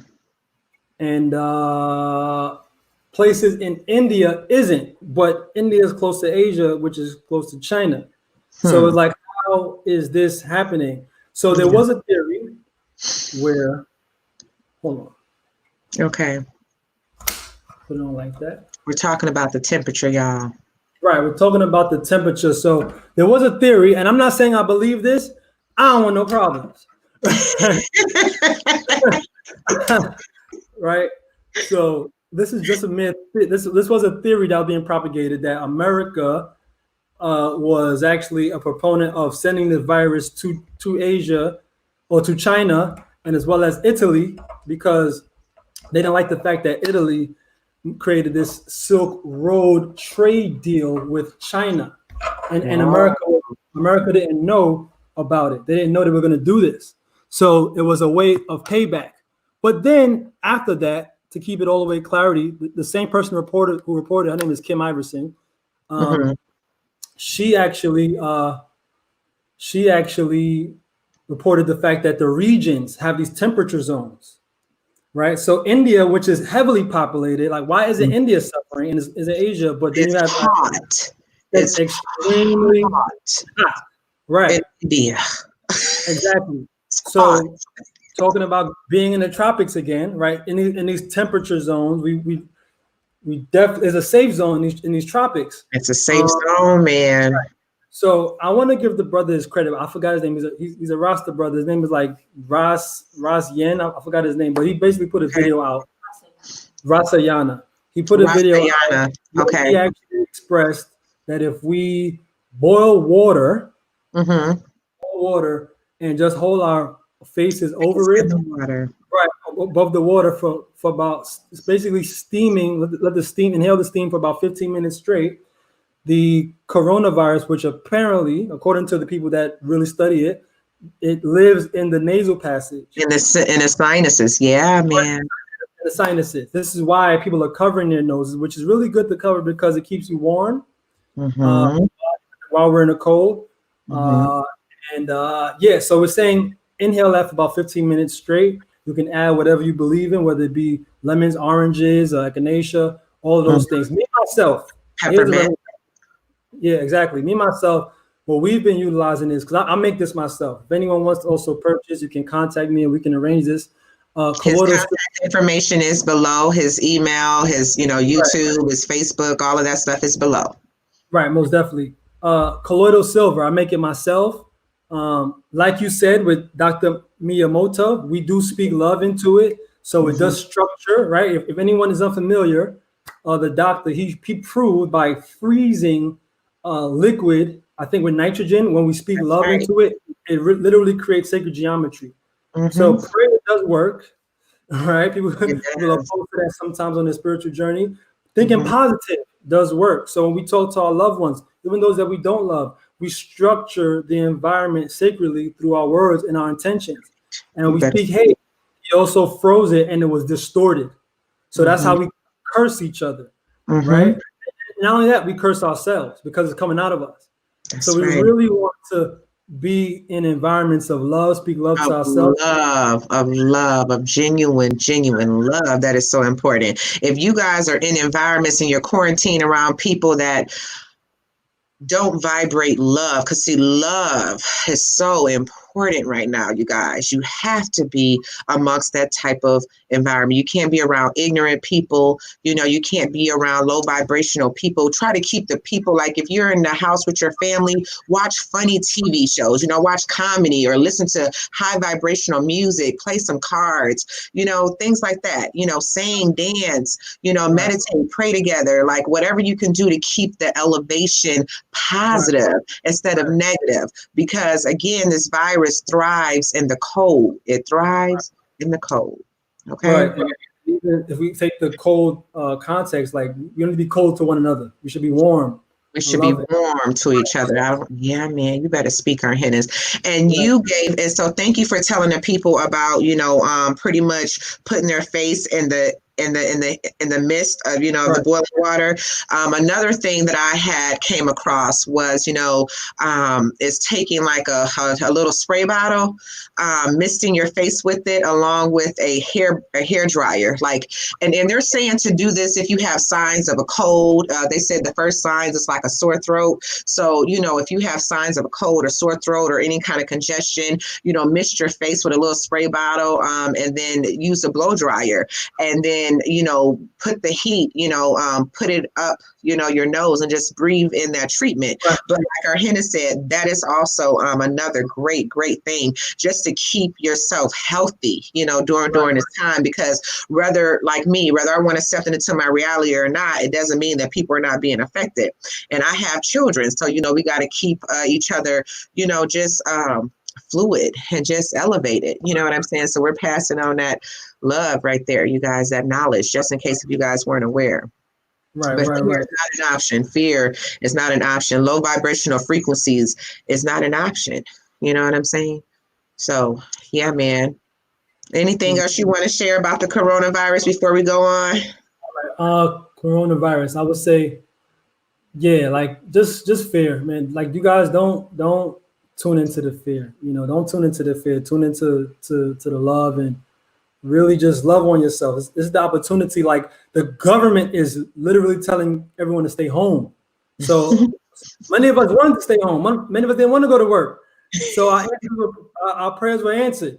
So stay your ass home and meditate, do your calisthenics and all of that. And listen, rent has been suspended or mortgage has been waived, something like that. Take advantage of it. Don't worry about tomorrow. Be present now, and do what you can to stay hydrated and keep the sinuses warm. Your sinuses warm, you guys. Keep it warm, especially if you're in cold climates like me and Arjenis. It's snowing outside, and it's the end of March, and it's snowing outside, and I'm just like, Arjenis, I've had the hardest time being back in the States. I guess because I came to Chicago versus Houston, because it's where my mom is at, and this is why I really came back, because my mom needed me to be back. But I've had the hardest time with the cold weather. You know what I'm saying? It's like, it's just, oh my God. So I know. I'm glad that you don't get that cold in New York no more. Global warming. I got subscribed to that all the way, but I'm glad. Like, come on now. Yeah, man. So you guys definitely stay elevated. Keep your nasals warm. Okay, during this time. And they were saying that, soap and stuff. Well, we know soap kills it, but it's like a foam type of a soap. Get you like a foam kind of a soap. Don't worry about the animals. They were saying that the animals, you can't give it to the animals. The animals can't give it to you as human to human. So, you know what I'm saying? And again, just stay elevated in love, because, even if you are a happy person, and if you are cultivating around, negative or lower vibrational people, they will bring your frequency down to a level of where your body is not receptive to this virus. So, keep your bodies elevated so that it's not so receptive to this energy. Okay. Yeah. Spirit, government, everybody's saying it's time to quarantine. If you don't want to talk to somebody, this is the greatest time to not talk to them. Say, listen, I'm in quarantine mode. I ain't talking right now. That's it. It's very easy. It ain't hard. It's not hard. It's not hard at all. That's it. And also, people, you don't got to be a fruitarian, but come on now. I went to the grocery store and I saw a lot of fruits in there. Consider eating more fruits and vegetables. You know what I mean? Like, just add a little more to yourself. This is the time to really cultivate self. This is the time, like, you ain't got to go to work. You ain't got to pay your bills. So come on, man. It's time to take care of self. Eat fruits with seeds. Don't eat watermelon. If it's no seed, if it's seedless grapes, seedless watermelons, leave that shit. I don't know. I would say this too. At the same time, Honduras humble me. Mm-hmm. If that's the option you have, take those options still. You know what I mean? Okay. Even if, like, don't get too caught up in the semantics or the list of not to do and to do. Just get your body in the mindset of getting used to those textures, because fruits don't taste like cooked food, don't taste like bread. So just get the body, just do it, just go for it, and don't beat yourself up if you get a watermelon without seeds. That's not what we're doing. Because sometimes we ain't got it. Sometimes I can't even find a watermelon with seeds, to be honest with you. Right. No, that's what I'm saying. So if that's the option you have, you got to go for it. You know what I mean? Just get the body and the mind prepared for. That's like manifesting when you get the watermelon with seed. So you'll get there. You'll get there. He ain't lying. For Corona, anything I should mention? No, that's it. All right. That's Yeah. it with that. All right, man. Okay. Well, let's get off into, is it Cambo or combo? How do you All say right. it? So I would say it's combo because Combo. other countries, they don't really pronounce A's with the long A. It's like Okay. combo. Combo. And right. So as I expressed, the shaman, she said, if you want to serve bufo, what they call sapo, or what's now known as the toad, she said you want to learn combo because combo will teach you to hold space for when you eventually serve sapo or bufo. Okay. So at the time, I had no respect for combo. Why? Because it doesn't have DMT. It doesn't have that molecule that sends you off into oneness. It doesn't have that. And at the time, I wasn't financially, at least I didn't think I was financially prepared to invest in something that wasn't going to give me that. I had already had ayahuasca. I had already had mushrooms. Oh, and I did have an extremely profound experience with mushrooms. This was after my third ceremony with Bufo. Very profound. It was amazing. And I won't go into it. Just know that it worked. It was amazing. Okay. So she said, serve combo. And I'm like, why would I spend money on combo? Like, there's no psychedelics. I already had ayahuasca. I already had Bufo. I have mushrooms. What's the purpose of this combo? But I followed her instructions. I did. My first experience with combo, I didn't think I would take it again, but I remember I was instructed I was still instructed to serve it, learn to serve it. So I didn't let it go. It was like, okay, that's combo. All right, whatever. I investigated on go ahead. I was going to ask, before you go into it, can you, like, in your own words, because a lot of the people don't know, like, before you came on Facebook with this, I had no clue. And, you know, the first thing we do, like, the mind rejects what it doesn't understand. And it's not that I rejected what you were doing. I was just like, wow, that is some different stuff. I'm going to research it later. Right? Yes. Like type of thing. But, you know, when people don't really understand it, our mind kind of shuts down. So in your own words, what is combo? What is it? Right. So sometimes people get this confused because it's in an amphibian community. Again, Bufo is a toad. Okay. It secretes this toad that has DMT. And combo secretes a excretion that on itself is literally used to actually freeze snakes that wants to eat it. If it freezes a predator in its tracks. So when it's afraid, it secretes this excretion, and if the snake tries to bite it, it freezes in the track, and then the frog jumps away. Okay, right? So it's a frog. So this is a poison. Okay, this is a poison that an Amazonian frog secretes.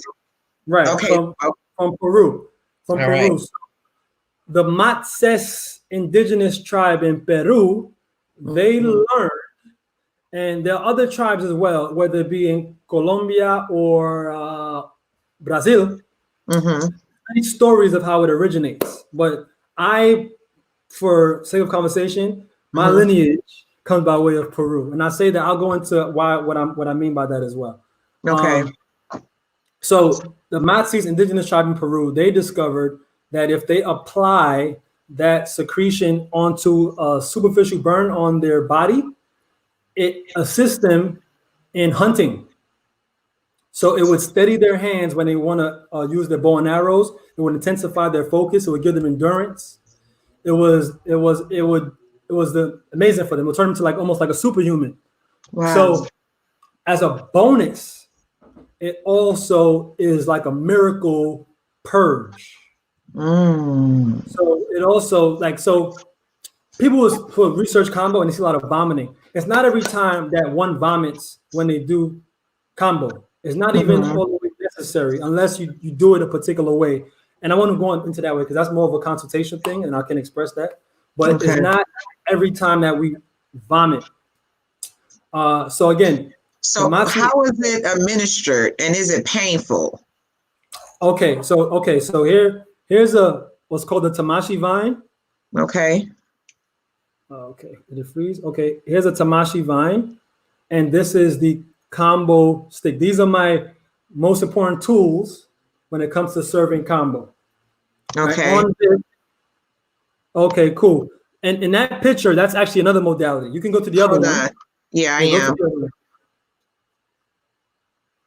Oh, all right. That's so cool. If you look at that photo, right? That's cool. That's cool. If you look at that photo there, if you look closely, we see me holding the tamashi vine like this, and it's lit on the end, and I'm going to make a superficial burn on the brother's arm.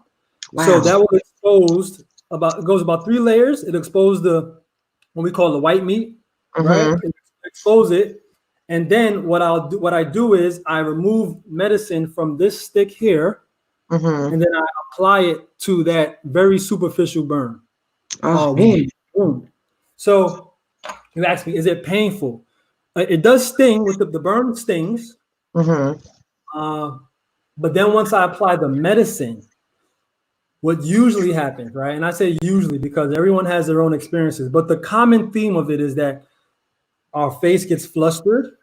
Okay. I would like to actually see me go through levels of combo. You can go on my Instagram, READY, the number 4, the letter R, ready for R. You check the little bubble. It says combo healing, I believe. And you can actually see my journey when I was training with my teacher. Her name is Ananya Maitri. But go back to it. Okay. You apply the medicine onto the wound, and then the face becomes flustered. The body temperature drops. It feels like you begin suffocated, like you're going through an allergic reaction. One might feel the need to defecate. One might feel the need to vomit. You might even feel the need to black out. All of these things can happen. It can even be an orgasmic experience. I've served persons, and they were cruising and they were in meditative mode. It was like, so these are just the possible realities of what happens. But as a combo practitioner and healer, we provide a ceremonial approach to it, right? Because in our society, we don't necessarily go hunting. We utilize it for this miracle purging that we do. So myself, my assistant, Aaliyah, we provide our energy to create a safe space for those that are needing it. So after that, one may purge, then one may feel invigorated, one may need to actually just relax and just cool out. And we provide that and we encourage that. And then we also offer what would be a vegan meal after, either prepared by us or different circumstances. We encourage that it's prepared by maybe the family, because sometimes we do in-house and sometimes we do in our facility. So the purge itself, when I've done it, right? So like I said, I wasn't impressed by my first experience, but miraculously, as I was seeking for instruction in combo, Ananya, she added me on Facebook by mistake. And by mistake, right? Like, I don't believe in coincidences. So I saw her information. I said, wow, this woman, she actually teaches combo, and she also teaches bufo. Wow, look at that. It's just divine. That's all it is. It was just divine. So I reached out to her, and then circumstances happened where she actually came to my home and taught me for about maybe a little over either 9 days or 7 days, where I went through the rites of passage to learn how to serve combo under her. And her teacher is someone by the name of Peter Gorman. Oh, yeah. Okay. Right. So Peter Gorman. Oh, my God. I wish I could meet him in person. Right. He's quite the character. I haven't met him in person. He's on Facebook as well. I want to just shout out the brother's name is James McCoy. He created a documentary called More Joy, Less Pain. Less Pain. And that's the video I shared with you. Where he featured Peter Gorman, because he doesn't seem to be someone who really goes for the accolades. But Peter Gorman, he is a editor or a writer by trade, and he went to Peru. And the indigenous tribe, the Matses, they invited him into their space, and they showed him the ways of not only Kambo, but also ayahuasca. So he brought that back to America. He was literally the first person to bring this healing modality to America. Wow. Right. So if it wasn't for him, we wouldn't necessarily have that now. So we got to give respect to absolutely and the Matzes, and then Ananya, who then taught me. So that's why I said I'm from that lineage. And that's the IASP, International Association of Sapo Practitioners. The Matzes, they call the frog, which is known as the Philomydusa bicolor tree frog. That's the actual scientific term for the frog. Okay.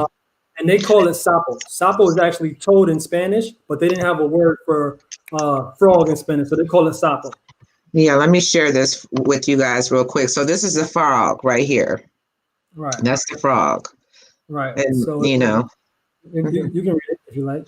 I can't see it.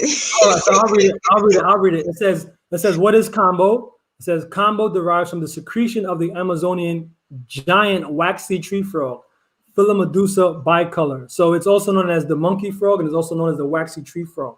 Okay. The secretion is comprised of a unique complex cocktail of bioactive peptides that produce amazing benefits for both body and mind. And that's true. So through my rites of passage, I would do combo like every day. Ananya, she was torturing me through the no, that's a joke. I know. She's comical, so she'll understand. I think she's even watching now. Pick up to you, Ananya. Yeah. Right. So she taught me, and I have a amazing. I bow down. I respect combo. Like, it's not about psychedelic experience every time, and it does, because of the purging and the medicine. It does everything. It heals gout. It's good for cancer. It's good for addiction treatment. Diabetes. It literally purges. It's the miracle reset. It's like the ultimate detox. That was my next question. What kind of healing, issues does it assist with or purging? You pretty much said it, different kind of cancers and gouts, and what about depression and things like that? Yeah. Okay. Listen, for those that have issues when it comes to their skin, it heals the skin. I have eczema, eczema, all of that. Okay. All of that. Like I said, also, Peter Gorman is unique. He doesn't necessarily perpetuate the idea of changing your liberty or dietary lifestyle. But we over here at Light and Combo in our company, we do encourage the opportunity to transition to a more healthier lifestyle. Because after these things, we don't want to use it as like a cheat code. Like, we're going to do this and just purge. We want to treat the body with love and get in a higher frequency and eat more living foods. That's right, more electric foods. Right. We personally coach with that. So you guys can contact us for those consultations and those services as well. That information is in the description box again, you guys, if you're just joining. Right. So we for me, it brought me this amazing peace of mind. I didn't want to be on social media. I stayed away. I felt very okay with no social media. I was just in meditative mode. It was just like I could breathe. I was super present. I teach presence, but it was like just love of self and appreciation. Once we purge those parasites and that gook out, it's like we're left with ourselves, and it gives opportunity to not just deal with the physical transgressions, but why we are attracted to toxic foods and stuff, why we're attracted to toxic environments. Usually is attached to trauma, right?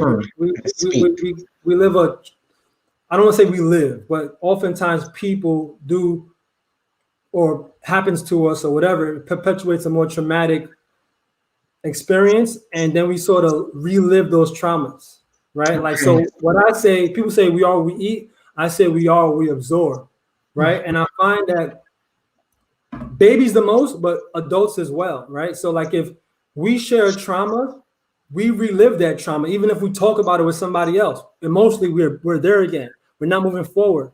So we need to create a way of life where we're repeating moments of love, So because trauma and love works the same way. There's no difference. We can't, So especially when it comes to childhood trauma, it's like, why are people abusive to one another? Because maybe they saw their parents abusive. They're talking to each other in tones that are not loving. And then the children take that into the schools, into the social environments, and they're just doing what they absorbed. Because we're all sponges. toxic generational curses that just repeating itself. Exactly. And then when we don't know how to functionally address those things, that's when it morphs into addictions, right? That's when we start to eat because we don't know how to address that trauma functionally, or we don't have the persons around to whether address it immediately, like say, listen, you want some bullshit, stop that bullshit, or those that can address it in a more sweet way, or those that can, have which way we do it, it needs to be addressed. And we also have to encourage it within ourselves. One thing that I do know in my life is that when you talk about the matrix and stuff, there's a red pill and the blue pill. The red pill is the one to accept the matrix, the blue one's to stay. Sometimes people are just not ready. And sometimes we get on that like enlightenment mode, we want to tell our family and the world and everyone. Tell everybody because we want everybody to know, you know what I'm saying? Right. And I'm not going to tell nobody to stop doing that. Yet we have to know that we're just dropping a seed potentially. But if they're not ready to move with us, that's fine because everyone has their journey. Right. And the beautiful thing is, just like how we connected, there is such a thing as a frequency family, a soul family, a spirit family, where we can come together and we are the ones that's supposed to do the work and then inspire our friends and family by our own work. It's just not by our words because we know that the word is the lowest frequency anyway, right? So we need to be about that life, and then maybe they'll see it like you saw. Like I didn't come and say, Sheila, you need to get down with this combo. You saw what I was doing. You saw that practicing, and then you say, you know what? Let me reach out to my brother.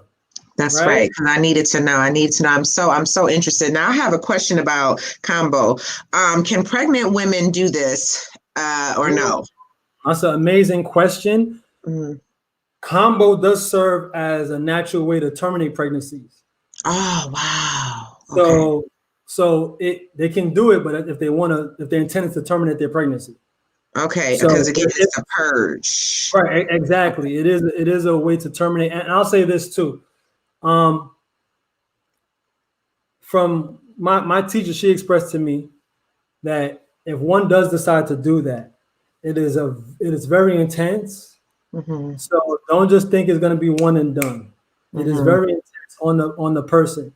So people choose people that if you do get pregnant or if you do get someone pregnant, try to choose someone that you wouldn't necessarily mind having a child with. Listen, I believe that the women are the gate to this reality. So it is the woman's choice to either deliver or not to deliver. That is the responsibility of the women. We do ignite that electrical bond to spur the baby, but it's the woman who does give the option. So, and also women just, I can perform that. It's not something that I look forward to doing. It is an option. It is an option. It is an option. And if you want to keep your baby and if you are pregnant, just wait until after, you have your baby or whatever the case may be. Right. So, you guys are operating in New York right now. Do you guys travel to different states to do this? Or do you, okay. Most definitely. Okay. If it's really far, we do ask for the travel expense in the state to be covered. Okay. And also we do encourage if that particular person can gather people, because it won't be as much as a financial for one person, because we would like for it to be ceremonial, whereas a celebration of healing, right? Private sessions are encouraged as well. Yet we do encourage the ceremonial aspect as well, because then in those aspects, sometimes people can assist each other. And sometimes people do these things and they have nobody to talk to about it. So what we do is we have certain forums, certain chat rooms for those that do the combo, and then as well as the bufo to communicate and build. And I find that those that I've served have become my spirit family. So that's how it works. They're just not clients to me. They become my family. They become family. Exactly. So how long does one of these ceremony? Okay, so would it be like a 1 day, or is this like a 3-day type of situation that Okay, so the best way to utilize combo, I would say, is 2 to 3 times in 1 week. If you can go back to back, that's best. It does work one session does work as well. It's not always, sometimes people are dealing with different things. So depending on one's ailments, I do encourage a back-to-back type of thing. Combo for the most part lasts about, it can be anywhere between an hour and a half to 4 hours. Like I said, some might feel they need to like lay down and we stick around for that, or if we're in their home, then we can leave them to themselves and their family.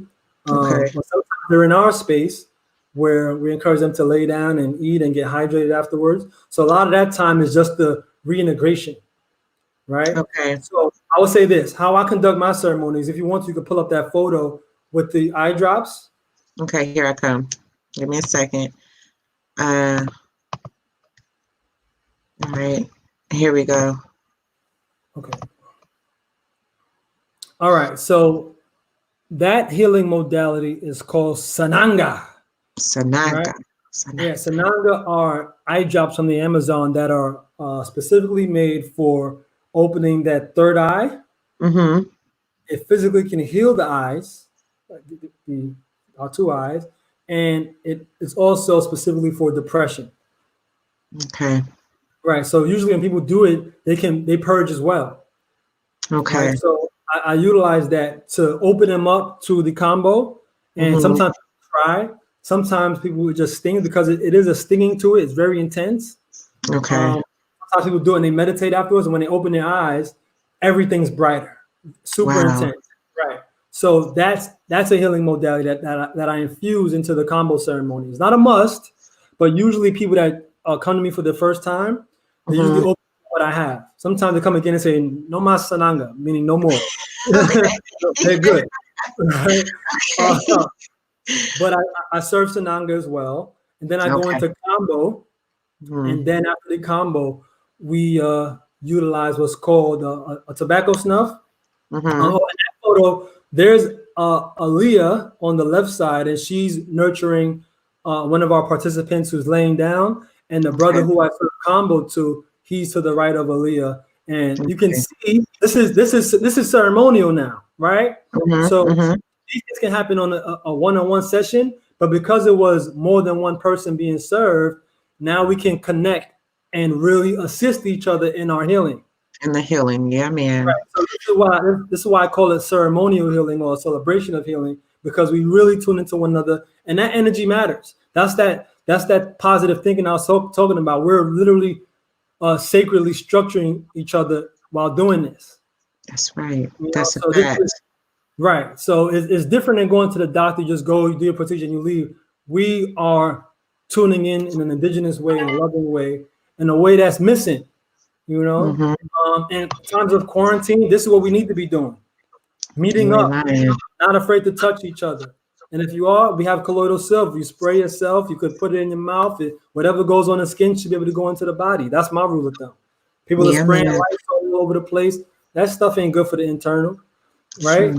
So again, right. So after the combo, now we go into a tobacco snuff, either Nunu or Hape, and that's used for tuning into your higher self, and is also a way to ground. A lot of times after combo, a couple times or sometimes I should say, people can be a little disoriented. So I would take what's called the can you get the? It's like the thing that you blow up the nose. Right now. I'm gonna show it right now. Thanks so much. All right, so here it is. It's I blow hair into the nasal cavity, and that's tobacco snuff. And what it does again is it allows for us to tune into a higher consciousness. It has psychoactive properties. It's not a psychedelic, but it has psychoactive properties. So I do that, and it can have somewhat of a leave you disoriented. But if we meditate and take deep breaths through it and balance ourselves, it shoots right into meditative mode, like instantly. Sometimes people have meditated for an hour straight after that. So that's why I said my combo ceremonies can be anywhere between an hour and a half to 4 hours. Because after these things, people are just in tune. They're in tune, man. I don't rush them depending on the setting, obviously. If I'm renting a space, it could be a little different. But we encourage everyone to go through their journey. Now, what if some people wanted to do that part and maybe the eye drops and not the actual Campbell because they're afraid of the burns or purging or something? Like, could they do that? Or well, of course. Listen, I'm here to serve. I'm here to serve. If people want to come to me and receive Hape by itself, let me know. I will serve them that if they need that. As a matter of fact, at my last ceremony, there was someone there who didn't do any of that, but because they were there, I offered it to her, and she had a whole experience as if she had the other stuff, and she surrendered. It was beautiful, you know. And people can do those things on their own as well, and do the tobacco snuff. It's not something to do every day because it can become addictive because it have tobacco in it. It's sparingly, and I'll say for ceremonies, or if someone needs to truly tune into that higher self and ground themselves, then we do it. But it's not something to be utilized every single day. I want to say this too in regards to the Nunu. The Mat says they combine that tobacco snuff as a honing device, as a way of honing seeing where their game is, basically where their hunt is. So in that meditative state, if I serve that, or when I serve that to people, I sometimes instruct them to whatever it is that they're want or trying to manifest. This is the time to do it. Whatever they're trying to attract, this is the time to put that on the frontal lobe and just go for it, because it will show you and let you know. There. Yeah, exactly. Wow. Right. And I said the Matsis, they would literally envision where the hogs were, the wild bisons were, wherever for their hunt in combination with. So yeah, it's definitely used for that. Well, before I get out of this environment, because I'm not going to be here forever, I'm going to try to see if I can get you out here, if I can have, because I really feel like there are so many people that I know that needs to be healed or needs healing to be activated. There's so many people suffering from, high blood pressure, high cholesterol, lupus, depression. They don't even know, trauma, you know what I'm saying? And so I'm gonna, and I can't do it now. I'll announce why I can't later on. But and I would like to experience it too, because I've always wanted to do Mother Aya, but I've just been so scared. Because because I don't like feeling sick. I do not like feeling sick. And so I mean, correct me if I'm wrong, but I'm looking at it like Cambo could be like a lesser degree of Ayanashwa. Or am I? Well, look, I'll say this, right? Because the difference between ayahuasca, the major difference is the DMT aspect. Okay, there is a sense of when we purge with the combo, it can change. It does change your life. It change our life. Like, so if we're in those toxic environments, we have to reconsider, because those toxic environments are connecting to the toxicity inside of us. So once we purge, we have to deal with reality. Whether you're doing a job that's not for you, it's like, how do I go back to that job when I know now, I can feel it at a high intensity rate that it's not for me? Even these relationships that we put ourselves in, like how do I stay loyal to that when I've just did this intense cleansing? Ayahuasca does the same. It does the same thing in a different way. Okay. Right? Like I would say combo is more healing physically. Okay, I got you. Ayahuasca is a combination of purging and then the psychedelic aspect. So you might just go on a complete journey, whereas like you might meet Mother Aya, you might see snakes, you might end up in Egypt, you might end up on different states. It's just a totally different thing. Okay. And intense answers. Combo is not as intense, but after it's all said and done, it does change your life. It does give a state of peace.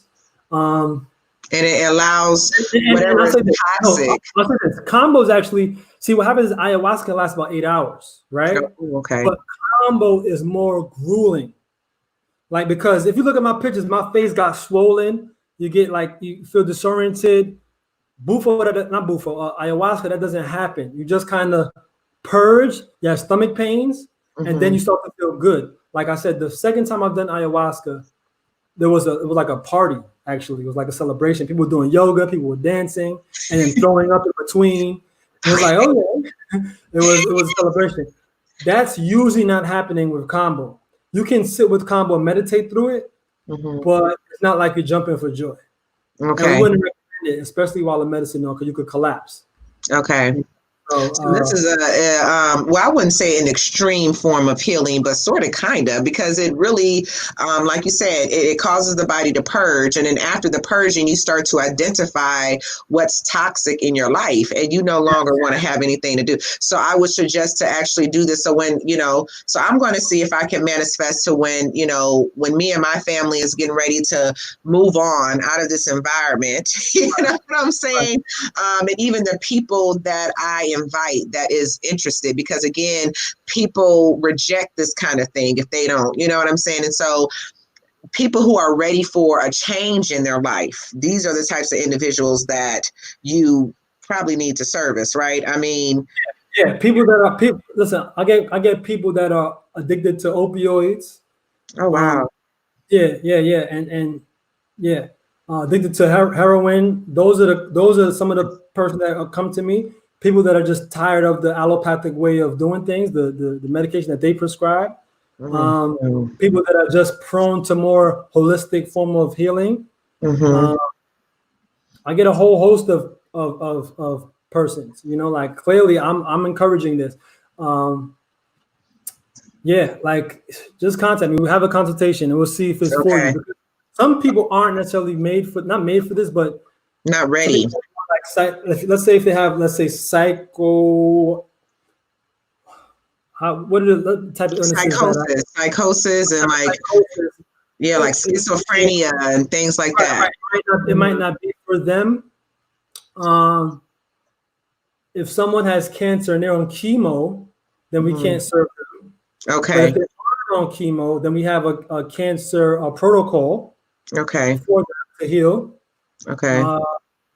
Yeah, people that just want to purge. People like their detoxes that last about 12 days, 20 days. If you want to do a little faster, you can invest in combo. Okay, that's what's up. That's what's up. And then you guys, I mean, I know Peter do not push the whole that, you have to change your diet. And I know that you guys kind of encourage people to, but this is not a form of healing where people absolutely have to change their diet in order for it to work. Not at all. Not at all. It works. It works regardless. It works regardless. We, just because my background, and I've seen my family transition because of cancer and stuff like that. Like that's what motivated me. My mother's transition with heart disease or potentially a spiritual attack, whatever. That's what motivates my spiritual paralysis. So for me, it's like I want to address the physical and connect it with the spiritual. So I'm covering all ground. That's right. I hear you. And before we get out of here, Arjenis, do you have any upcoming projects or healing events or anything that you would like to share? And again, everybody, his contact information is below. He do travel. Arjenis, I will reach out to you if I can get, about 3 or 4 people, you know what I'm saying? Because, we can look at other people and say, okay, they need some healing, they need to purge. But again, the person has to be ready. They have to be willing and they're ready for a change. So, I'll just set the intention out there. Maybe at about I think I got about maybe a year or so to be here. You know what I'm saying? But, we're going to keep in touch. But, if you guys are interested, he do travel. Okay. His, contact him for a consultation. All his information is below.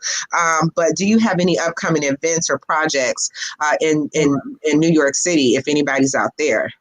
All right. So, yeah, I would say my next move actually is moving back to my home city, which is Brooklyn, New York. So I'm actually in a position of moving because I was in Queens and I'm transitioning to Brooklyn. So once I get to Brooklyn, blessed journey. Once I get to Brooklyn, New York, I'll be able to answer you guys much better. But contact me. I'm still doing in-house appointments, and we'll see if I have my facility again in Brooklyn. But I'm working on a personal move. Okay, I got you. So contact me. Also, I do have my own YouTube channel. It's called Ready for R-E-A-D-Y, number 4 letter R, where I do promote this type of stuff. I'm going to rebroadcast this on that as well. And again, thank you, Shayla, for bringing me back out. I love communicating. I love communicating. Me too. Like yourself. Also, I just want to highlight again too, because it is another modality that I do service, which is my personal favorite, which led me to combo, which is the bufo. That does not necessarily involve intense vomiting, but there is a purging. Like I said, there could be yelling, there could be spit that comes out. But for me, I'll express it like this. It's like being in a Star Trek starship or spaceship, pressing the hyperspeed button, and on that journey, you look to your right or your left, and we'll see planets of love, and then we'll arrive to planet gratitude. So, right. So for me, as I express battling my family and these things and friends, I've healed from that, and I have to give credence to the modality of bufo, as well as just my wanting to, because it wouldn't work if I didn't want to, right? And I'll give thanks to Aaliyah too, because she was on my latent journey with bufo, and she was just like, "What are you doing? Like, just forget, like, come on." So like, I was like, "You're right." So you do offer that as well. So even if people are not down for the combo, you do offer the booth, because that like how you administer that is through the smoke. You said, right? You smoke it. It's through a glass pipe. Those that are familiar with DMT, or those that have experienced DMT, is literally administered the same way. But DMT can be used recreational, and people have had very far out experiences with DMT.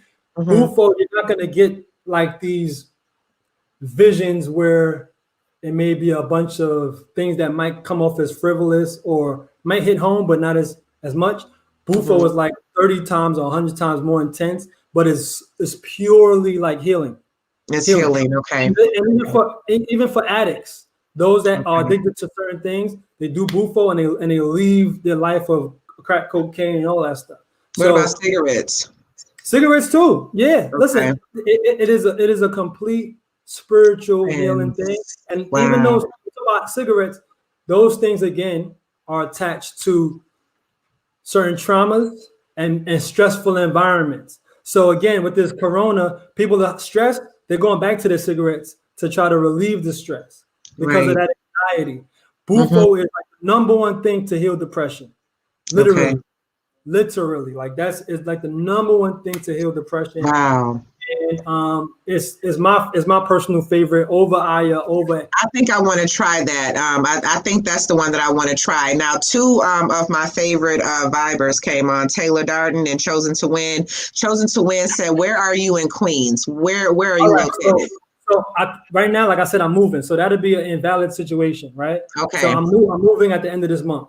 So if you guys contact me, it'll be an in-house. Like I'll come to your space or a space of your choice, and we'll serve you there. So at this moment, I'm really in a transition. No one's coming here to do any type of healing.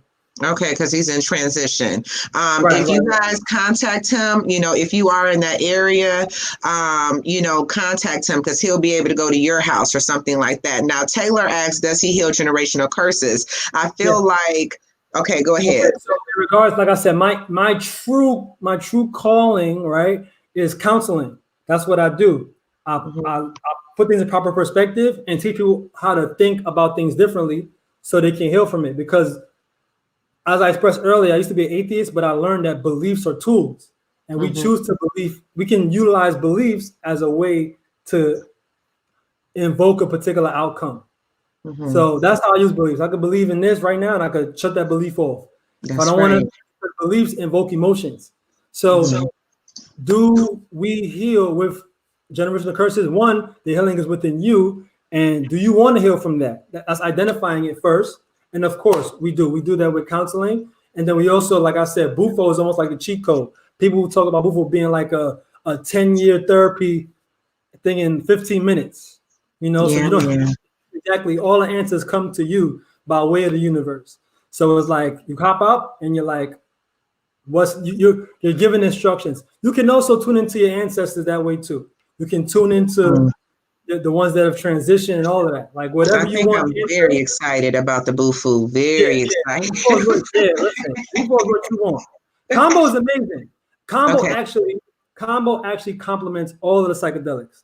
So sometimes you'll see people serve ayahuasca in a ceremony, then I have combo if you want it, because combo complements the ayahuasca, complements the bufo, it complements the San Pedro, it complements them because it's not a psychedelic.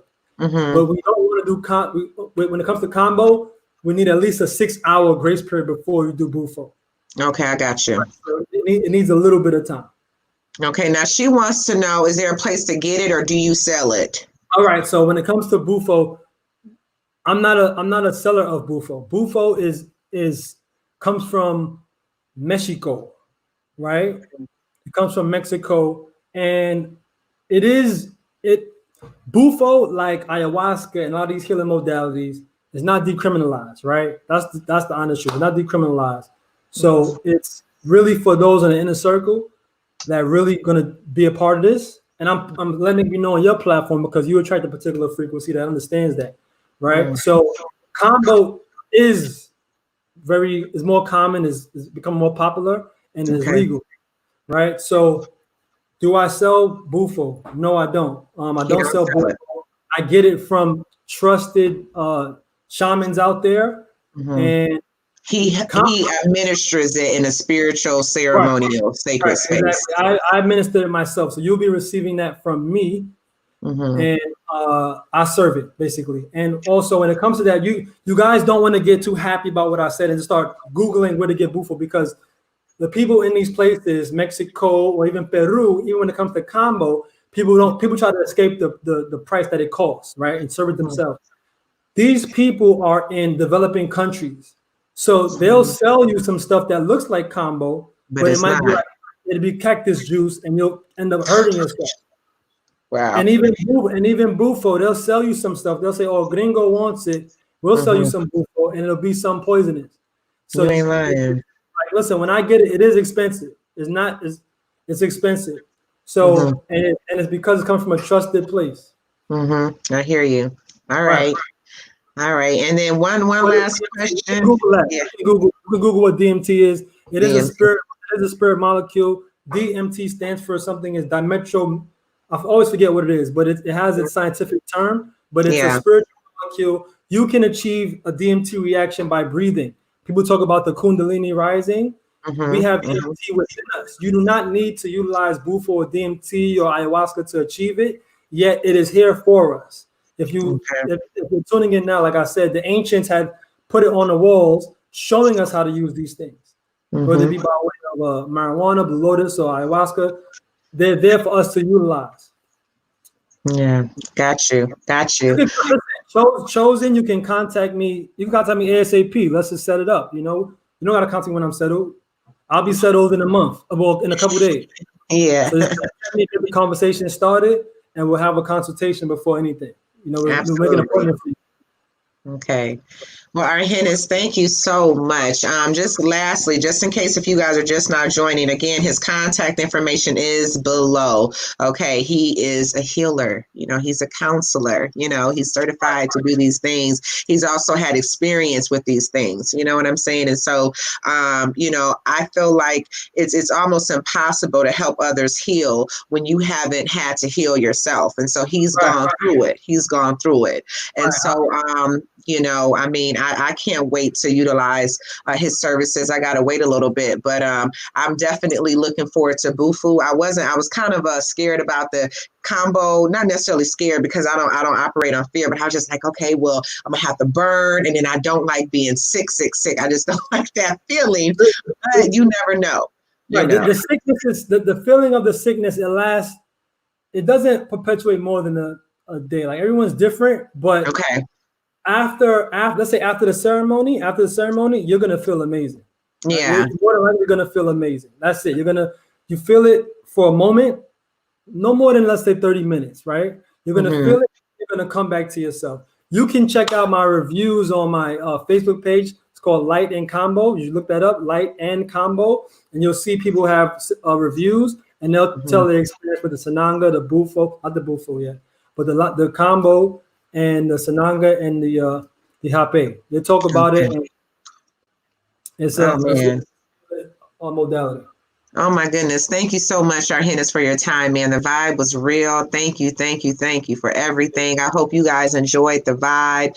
I think there are no more questions in the house. There are no more questions. Again, contact him. His information is below if you want to follow him on Facebook, Instagram.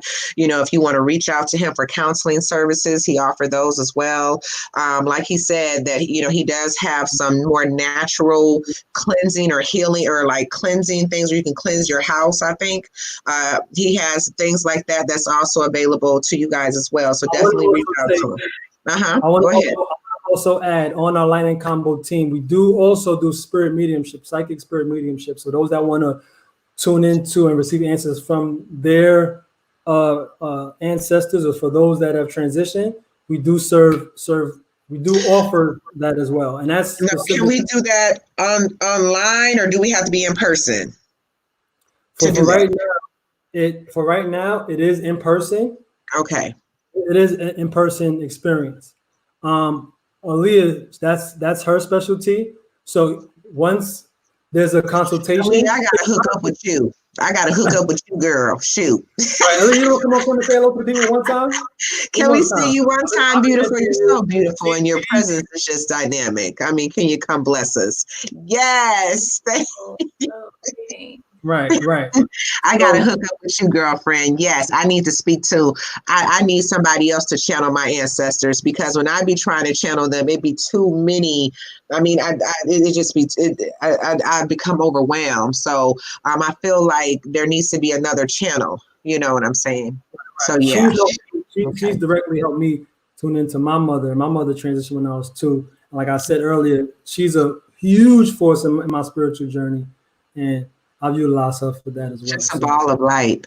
Okay, right. Y'all stay elevated, man. Is there anything else y'all want to offer or ask, or anything you want to say? Live in love. Will do. He has a great aura. Oh, thank you. Thank you so much. Thank you so much. I appreciate it. Hold on. Lastly, so just for clarity, we will have to come to New York, or do you come out? So you guys can come to New York, or he will travel. He do ask for. Just cover those expenses. Just cover the expenses. Listen, we want to be where you are. Where we're needed. This is something that we want to do full time, right? Like, so we are transitioning into that, and we want to do this thing full time. This is what we're here to do. We don't want to do other jobs. We want to do this full time for the people that need it and the people that are seeking. So this is our company, Light and Combo. Is our family business, Light and Combo. And right. And then Chosen to Win, reach out to him. You can get. I didn't know about Aaliyah, but I'm sure. But if you contact Arjenis, he can get through to Aaliyah in respects to communicating with the ancestors and what you need to do and stuff like that. Right. For sure. Exactly. Yeah, she specializes in holding spaces. So you may see her, like I said, in that picture, she was the one holding the space for the participants. Right. She was right there. Here. Right, exactly. And she's our head support system. So she's leading that. So okay, perfect. Well, thank you guys so much for being here. The vibe was real. Arjenis, I'm going to stay in touch. Thank you for your energy, brethren. Thank you for your energy. And I'm going to keep you guys elevated in thought and in prayer. You know what I'm saying? Stay safe. I love you guys. Nice meeting you. Nice meeting you, Aaliyah. We'll be in touch, okay? We got some work to do, girl. Listen, I've been waiting for, like I said, listen, I really appreciate you for bringing me out, because I haven't gotten through that part of me where I'm just going to go on camera and talk about myself. Like I'm somebody who does feed off the feedback. Mm-hmm. So I appreciate you for reaching out to me, and it's like my coming out again. And you guys continue to ready on YouTube and on Instagram, and I'll be doing more of these, and maybe Aaliyah and I will do a podcast or something, and we'll have you as a guest. That'd be wonderful. Most definitely. Yeah, man. I love you guys. Y'all, don't forget to like this video. Don't forget to share the video. Share it on your YouTube, your Instagram. Share it on Facebook. Okay, get the vibe out there. This was a healing vibe, a healing vibe. We even gave y'all some suggestions on how to stay elevated during this whole pandemic. Okay, so the full apocalypse. Yeah, man. We got it though. We got it. All right. Talk to you later. I love you guys. And bye, beautiful people. On this oneness. All right. Bye-bye. Peace. Peace.